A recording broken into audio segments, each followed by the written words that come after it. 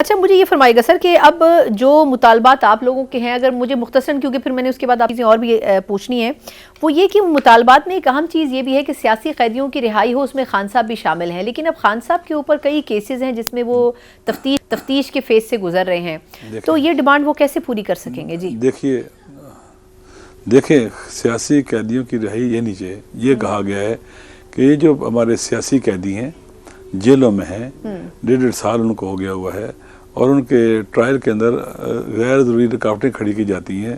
ان کی ضمانتیں ہو سکتی ہیں، ان کا استحقاق ہے، ضمانتیں نہیں ہونے دی جا رہی. اور خان صاحب بھی انہیں میں سے سیاسی قیدیوں میں سے ایک قیدی ہیں. خان صاحب نے کہا ہے کہ جب تک میرا ایک ساتھی بھی جیل میں ہے میں باہر نہیں آؤں گا، چونکہ وہ کہتے ہیں کہ بے وفائی ہے. ان لوگوں نے اگر ایک جملہ لکھ کے دے دیا ہوتا ہے نا کہ ہم خان سے لا تعلقی کا اعلان کرتے ہیں، وہ سارے باہر ہوتے جیسے پہلے ہو چکا ہوا ہے.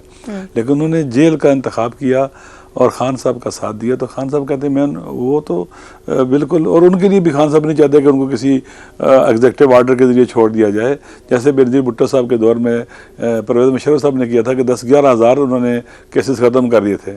تو وہ خان صاحب کہتے ہیں نہیں، رول آف لا کے ذریعے کورٹ فیصلے کرے اور کورٹ کے ذریعے لوگ سارے باہر آئیں، آپ بس رکاوٹیں کھڑی نہ کریں. اور خان صاحب کے بھی کیسز کا آپ کا پتہ ہے کہ ان کے سب کیسز میں ضمانت ہو جاتی ہے، پھر اسی وقت جس دن روپکار جانی ہوتی ہے کہ ان کو آزاد کیا جائے، ایک نئے کیس میں ان کو گرفتار کر لیا جاتا ہے جو بھی کیا کہتے ہیں بے اساس ہوتا ہے اور ایک جعلی قسم کا کیس ہوتا ہے. تو پاکستان کی عدلیہ کا بھی مذاق اڑ رہا ہے دنیا کے اندر، امیج پاکستان کا خراب ہو رہا ہے. اب میرے خیال میں اتنا عرصہ ہو گیا اس ملک کو دلدل میں پھینکے ہوئے اور تباہ و برباد کرتے ہوئے.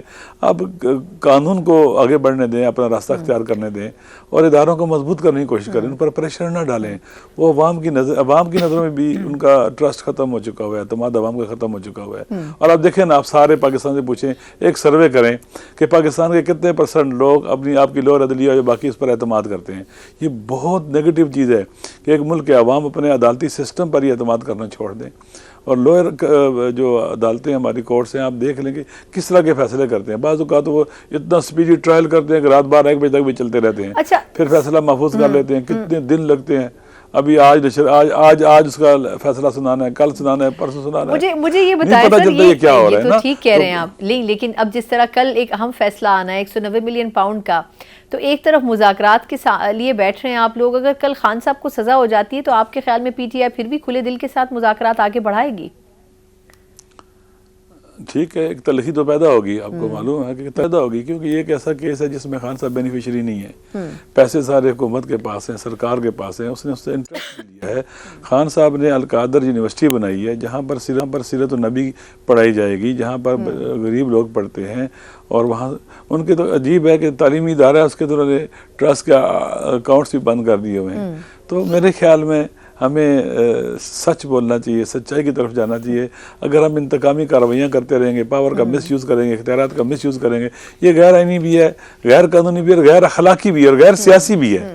اور میرے خیال میں سیاست دانوں کو اپنے آپ کو امپاور کرنے کے لیے کام کرنا چاہیے.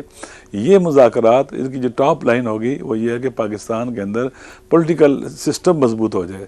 جب پولیٹیکل سسٹم مضبوط ہوگا تو ہمارے معاشی حالت بھی بہتر ہوگی، امن و امان بھی بہتر رہے گا، سوشلی بھی پرابلم حل ہوگی. پاکستان ارریلیونٹ نہیں ہوگا اقوام عالم کے اندر، باوقار ہو جائے گا. بالکل ٹھیک. تو دیکھیں نا، اس وقت نیشنل جو پاور ہے وہ بہت کمزور ہو چکی ہے، بہت نہ ہونے کے برابر رہ گئی ہے، ویک ہو گئی ہے.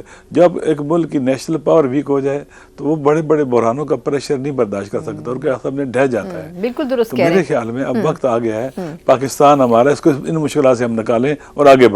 بالکل ٹھیک. بہت ہی مثبت سوچ کے ساتھ مذاکراتی کمیٹی کے ممبر بھی ہیں پاکستان تحریک انصاف کے، اور مجلس وحدت مسلمین کے سربراہ بھی ہیں علامہ راجہ ناصر عباس صاحب.